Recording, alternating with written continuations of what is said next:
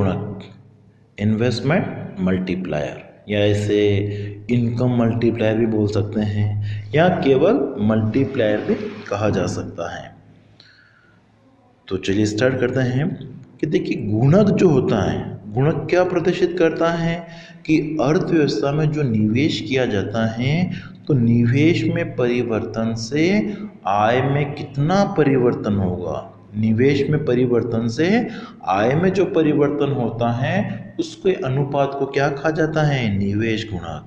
ठीक है, निवेश गुणक क्या प्रदर्शित करता है, निवेश में परिवर्तन से आय में कितना परिवर्तन होगा। यदि यूँ कहा जाए कि अर्थव्यवस्था में 50 करोड़ का अगर निवेश किया जाता है तो 50 करोड़ का निवेश अगर अर्थव्यवस्था में किया जाता है उससे आय कितनी बढ़ेगी, आय में कितना परिवर्तन होगा, उसको दर्शाता है निवेश गुणक। अगर माना कि गुणक का मान 5 है, इसका मतलब हो गया कि 50 करोड़ के निवेश से आय में कितनी वृद्धि होगी, 5 गुना। ठीक है, तो गुणक जो होता है वो क्या प्रदर्शित करता है, निवेश में परिवर्तन से जो आय में परिवर्तन होता है, जिसको हम फॉर्मूले के रूप में ऐसा लिख सकते हैं K equal to delta Y upon delta I, जहाँ पर K का मतलब क्या है, गुणक से है, डेल्टा वाई क्या प्रदर्शित करता है, आय में परिवर्तन, और डेल्टा आई निवेश में परिवर्तन। ठीक है, अब देखिए इसमें क्या लिखा हुआ है कि जब अर्थव्यवस्था में प्रारंभिक निवेश किया जाता है तो आय में निवेश की तुलना में कई गुना वृद्धि होती है। तो जितने भी गुना वृद्धि होती है, 2 गुना, 3 गुना, 4 गुना, 5 गुना, वो कौन प्रदर्शित करता है, निवेश गुणक दर्शाता है। ठीक है, हम देखते हैं कि अर्थव्यवस्था में क्या होता है, एक व्यक्ति जो खर्चा करता है, जो वो व्यय करता है, वो दूसरे के लिए क्या होती है, आय होती है। ठीक है, एक व्यक्ति द्वारा विभिन्न वस्तुओं सेवाओं को खरीदने पर जो व्यय किया जाता है जिसे हम कहते हैं उपभोग व्यय, तो ये जो उपभोग व्यय होता है वो किसके ऊपर निर्भर करता है, सीमांत उपभोग प्रवृत्ति MPC पर निर्भर करता है। MPC का मान अगर 0.5 है, इसका मतलब क्या हो गया कि लोग अपनी आय का 50% कहाँ पर खर्च करते हैं, उपभोग के ऊपर।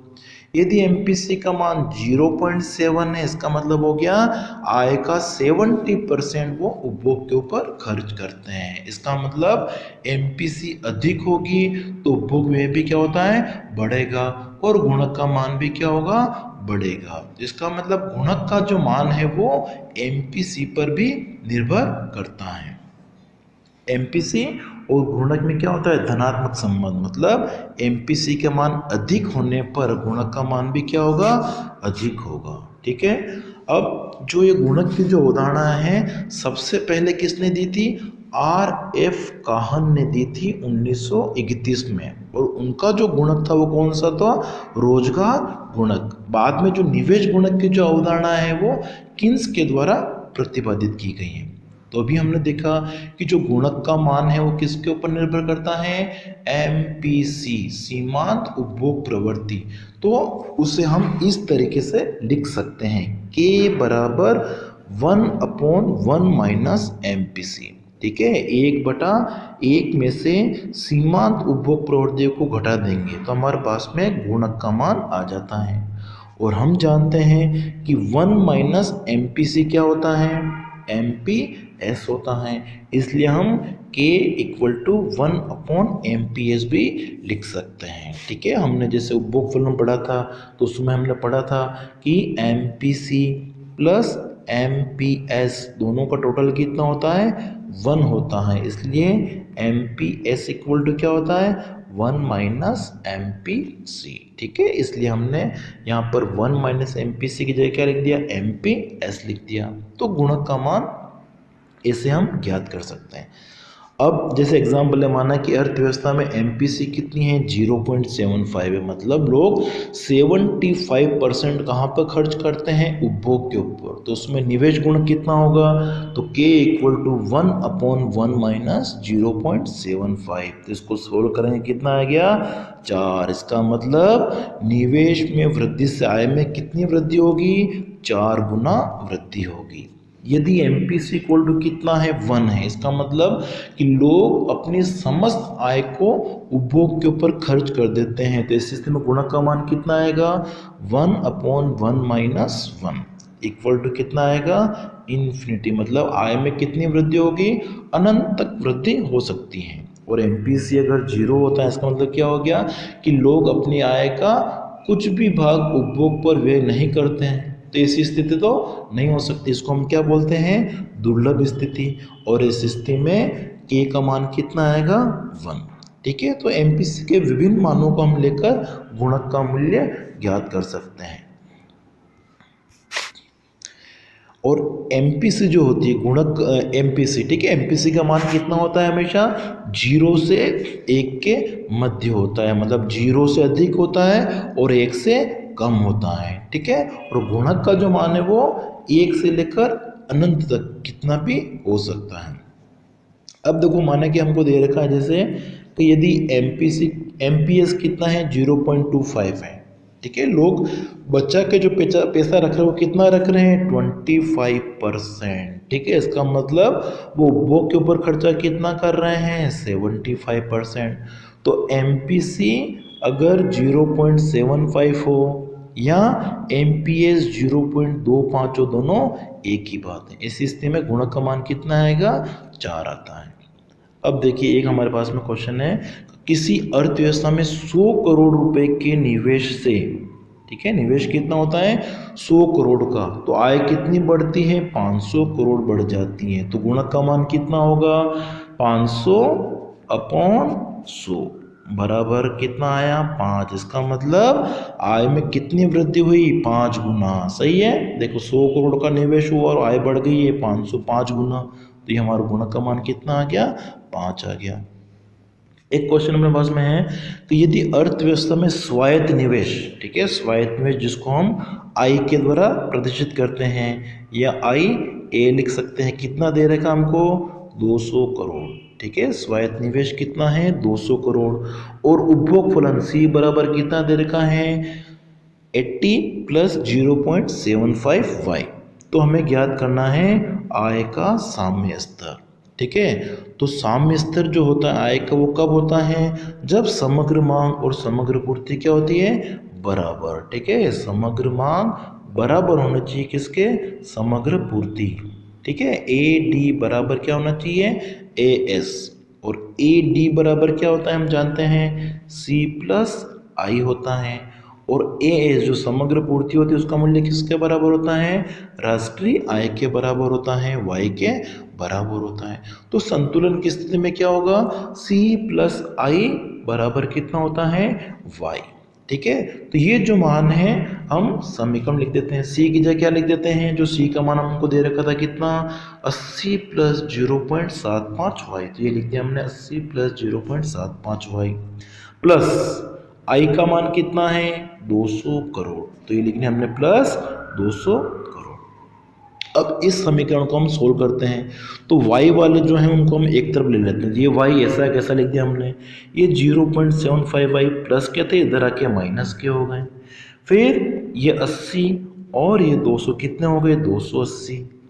अब देखिए ये 1y है, इसमें से हमने माइनस कर दिया 0.75y, तो कितना बचेगा 0.25y इक्वल टू 280। तो y इक्वल टू कितना हो जाएगा 280/0.25 इक्वल टू कितना आ गया 1120। ठीक है, इसका मतलब आय में कितनी वृद्धि होगी, आय का जो साम्य स्तर है वो कितना होगा 1120 करोड़।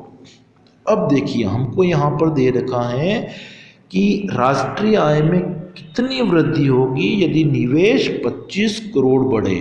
ठीक है, डेल्टा आई कितना हो 25, तो राष्ट्रीय आय कितनी बढ़ेगी, मतलब डेल्टा वाई कितना होगा। तो डेल्टा वाई कितना होगा, तो आय में जो वृद्धि होती है वो किसके ऊपर निर्भर करती है, गुणक के ऊपर। तो हम लिख सकते हैं डेल्टा वाई बराबर क्या होता है K × डेल्टा आई। निवेश में 25 करोड़ की वृद्धि से आय में कितनी वृद्धि होगी, जितना K होगा। तो हम सबसे पहले K गुणक का मान ज्ञात करते हैं। तो हम इस समीकरण में अगर अपन देखते हैं कि ये जो होता है वो क्या होता है 0.75 क्या है MPC, तो यहाँ हमारे पास में MPC अगर 0.75 है तो K कितना होगा 1/1 माइनस MPC। तो 1 माइनस 0.75 करेंगे कितना बचेगा 0.25 बराबर कितना आएगा 4। इसका मतलब गुणक का मान कितना होता है 4 होता है यदि MPC कितनी होती है 0.75। ठीक है, तो आय में कितनी वृद्धि होगी जितनी निवेश बढ़ा है उसका 4 गुना। ठीक है, तो 4 इंटू 25 कर दिया हमने। यदि निवेश कितना बढ़े 25 करोड़, तो यहाँ पे 25 आएगा। ठीक है, 4 इंटू 25 बराबर कितना हो जाएगा 100 करोड़। ठीक है दोस्तों, तो यहाँ क्वेश्चन में अगर पूछ रखा है निवेश 25 करोड़ बढ़ गए, ठीक है, आगे यहाँ पे थोड़ा गलत लिखा हुआ है 4 इंटू 100 कर दिया है। ठीक है, कितना आना चाहिए 4 इंटू 25, तो कितना आ जाएगा 100 करोड़। अब देखिए जो गुणक है वो किस तरीके से कार्य करता है, गुणक की क्या प्रक्रिया है। ठीक है, अगर निवेश बढ़ता है तो क्या होता है आय बढ़ती है। तो उसकी प्रक्रिया को हम दो विधियों से समझ सकते हैं। तो फर्स्ट हम देखेंगे समग्र मांग और समग्र पूर्ति विधि के आधार पर, एग्रीगेट डिमांड और एग्रीगेट सप्लाई को लेकर। तो एग्रीगेट डिमांड जो होती है, ठीक है, समग्र मांग होती है, उसमें क्या होता है उपभोग व्यय और निवेश व्यय दोनों का जोड़ होती हैं। ठीक है, AD बराबर क्या होता है C प्लस आई। और अल्पकाल में उपभोग प्रवृत्ति को स्थिर माना गया है, इसलिए निवेश अगर बढ़ेगा, ठीक है, निवेश के बढ़ने पर क्या होगा हमारा जो समग्र मांग वक्र है वो क्या होगा ऊपर शिफ्ट हो जाएगा। ठीक है, तो निवेश जो बढ़ता है उसको हम लिखते हैं डेल्टा आई। तो समग्र मांग क्या बन जाएगा हमारा AD dash equal to C plus I plus delta I. ठीक है, तो समग्र मांग में वृद्धि कब हो सकती है जब निवेश में वृद्धि हो। तो इस रेखा चित्र में अगर हम देखते हैं तो हमारा जो प्रारंभिक साम्य है, ठीक है, IAS कितना है हमारा ये, और समग्र मांग वक्र ये रहा। ठीक है, C प्लस आई। संतुलन की स्थिति कहाँ पे है E बिंदु पर। ठीक है, और इस स्थिति में राष्ट्रीय आय का निर्धारण कितना हुआ है O से लेकर Y तक। अब देखिए अगर निवेश में वृद्धि होती है कितनी डेल्टा आई, तो निवेश में वृद्धि होने से समग्र मांग वक्र ऊपर की ओर शिफ्ट हो जाता है। क्या बन जाता है AD डैश इक्वल टू क्या हो गया C प्लस आई, वो तो इतना था, और जो निवेश बढ़ा उसको हमने जोड़ दिया तो C plus I plus delta आई। अब नया जो साम्य स्तर वो कहाँ पे होगा E1 पे, और इस स्थिति में राष्ट्रीय आय का जो स्तर है वो बढ़कर कितना हो जाता है Y से Y1। ठीक है, तो निवेश कितना बढ़ा है डेल्टा आई, और आय कितनी बढ़ गई है डेल्टा वाई, या Y से लेकर Y1 तक। तो इस प्रभाव को हम क्या कहते हैं गुणक प्रभाव। ठीक है, गुणक प्रभाव क्या बताता है निवेश में परिवर्तन से आय में कितना परिवर्तन होता है। अगर निवेश बढ़ता है तो आय बढ़ेगी, इसको हम कहते हैं गुणक की अग्रिम प्रक्रिया। ठीक है, आगे की ओर फॉरवर्ड जब समग्र मांग बढ़ती है, ठीक है, AD से AD डैश तक। और इसका जस्ट अपोजिट यदि अर्थव्यवस्था में निवेश कम कर दिया जाता है, अर्थव्यवस्था से पैसा अगर निकाल लिया जाए, निवेश की मात्रा अगर कम कर दी जाए तो आय भी क्या होगी कम हो जाएगी। कितनी कम हो जाएगी जितना गुणक है। अगर गुणक का मान 4 है इसका मतलब 4 गुना आय कम हो जाएगी। या इस रेखा चित्र में अगर हम देखते हैं तो निवेश अगर डेल्टा आई इतना कम कर दिया जाए तो आय में इतनी कमी हो जाएगी, कितनी Y1 से Y। ठीक है, Y1 से Y तक। तो इसको हम कहते हैं पश्चगामी प्रक्रिया, बैकवर्ड। अगर निवेश बढ़ने से आय बढ़ता है तो ये अग्रिम प्रक्रिया है, फॉरवर्ड प्रोसेस। ठीक है, और अगर निवेश में कमी से आय में कमी होती है तो इसको हम कहते हैं पश्चगामी प्रक्रिया। ठीक है, बैकवर्ड। दूसरी विधि हमारी है बचत और निवेश विधि। ठीक है, सेविंग एंड इन्वेस्टमेंट मेथड। तो हम देखते हैं कि अर्थव्यवस्था का जो संतुलन होता है वो कब होता है AD इक्वल टू AS होना चाहिए, और AD जो होता है समग्र मांग वो क्या होती है C प्लस आई के बराबर होती है, और AS किसके बराबर होता है C प्लस S के बराबर होता है। तो यहाँ पर सी दोनों में कॉमन आ रहा है तो आपस में कैंसिल हो गए। क्या बचा हमारे पास में? Investment equal to saving. इसका मतलब जब अर्थव्यवस्था में समग्र मांग और समग्र पूर्ति बराबर होती हैं तो उस समय निवेश और बचतें भी क्या होती हैं? समान। तो दूसरी विधि हमारी है बचत एवं निवेश विधि। तो बचत वक्र जो हमारा होता है प्रारंभ में क्या होता है? ऋणात्मक ढाल का होता है और जैसे जैसे आय का स्तर बढ़ता है तो धनात्मक ढाल का हो जाता है। ठीक है, जो हमने बचत पुराण पढ़ा था उस समय बचत के बारे में डिटेल में पढ़ लिया था। ठीक है, तो हमारा जो बचत वक्र है वो बनता है ऐसा एस जैसा ये है।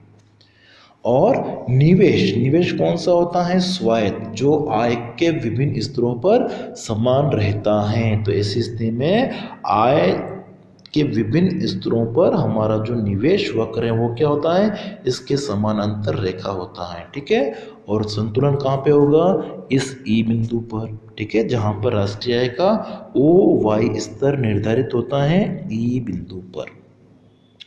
अब देखिए अगर निवेश बढ़ता है, कितना बढ़ता है? इस I से I1 तक डेल्टा I अगर निवेश बढ़ाया जाता है तो निवेश में वृद्धि से निवेश वक्र हमारा ऊपर शिफ्ट हो जाता है। ठीक है, पहले क्या था? I और अब बन जाता है ये I प्लस डेल्टा I। ठीक है, तो ये नया वक्र बन गया हमारा। अब नया जो संतुलन है वो कहाँ पे होता है? E1 पे। ऐसी स्थिति में राष्ट्रीय आय का स्तर Y से बढ़कर कितना हो जाता है? Y1। तो निवेश में ये जो डेल्टा I की वृद्धि हुई है उससे आय में जो वृद्धि हुई है Y से Y1, निवेश में वृद्धि I से I1, आय में वृद्धि Y से Y1, इसी को हम क्या बोलते हैं? गुणक प्रभाव, निवेश गुणक। तो निवेश गुणक कितना है?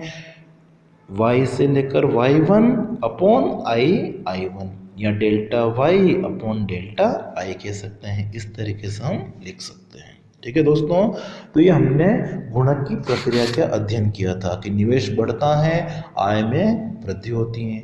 निवेश में कमी से अर्थव्यवस्था में आय का जो साम्य स्तर है उसमें भी कमी आ जाती है। ठीक है, तो अब देखिए जो गुणक होता है उसका अर्थव्यवस्था में क्या महत्व होता है। तो सबसे पहले हम देखते हैं कि किन्स का जो आय एवं रोजगार का जो सिद्धांत है वो इस गुणक पे आधारित है। गुणक के द्वारा हम क्या कर सकते हैं? अर्थव्यवस्था में जो उतार चढ़ाव आते हैं, ठीक है, तेजी और मंदी की स्थिति जिनको व्यापार चक्र कहा जाता है, तो व्यापार चक्रों का अध्ययन हम गुणक के माध्यम से कर सकते हैं। फिर सरकार या जो भी आर्थिक निर्माता होते हैं वो विभिन्न नीतियों का निर्माण करते हैं, तो नीति निर्माण में ये लाभदायक होता है, इसकी सहायता मिलती है। फिर सरकार के द्वारा जो व्यय किया जाता है जिसको हम कहते हैं सार्वजनिक व्यय, तो सरकार कहाँ व्यय ज़्यादा करेगी, कहाँ पे व्यय कम करेगी, कितनी मात्रा में व्यय करेगी, तो उस मात्रा का जो निर्धारण है वो इस गुणक के द्वारा हो सकता है। फिर गुणक के द्वारा हम अर्थव्यवस्था में बचत और निवेश में समानता स्थापित करने का प्रयास कर सकते हैं और साथ में इसका प्रयोग करके अर्थव्यवस्था में पूर्ण रोजगार की जो लक्ष्य होता है, ठीक है, पूर्ण रोजगार का लक्ष्य है उसको प्राप्त करने में सहायता मिलती है। ठीक है दोस्तों, तो ये हमने गुणक के बारे में